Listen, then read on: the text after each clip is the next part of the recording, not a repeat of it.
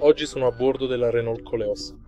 In questo video ti mostrerò come cambiare la modalità di guida tra 2 VPD, 4 VPD o auto. All'inizio diamo un'occhiata al pannello sotto la radio e proprio qui abbiamo il pulsante per 2 ruote motrici, auto o lock 4 ruote motrici. Per prima cosa premiamo 2VD e ora la modalità 2VD è attivata. Ora, per selezionare auto, impostalo in posizione neutra. Poi puoi impostare la trazione integrale bloccata. Per disattivare la trazione integrale bloccata, premi di nuovo questo pulsante. E questo è tutto. Se hai trovato utile questo video, metti mi piace, commenta e iscriviti al canale.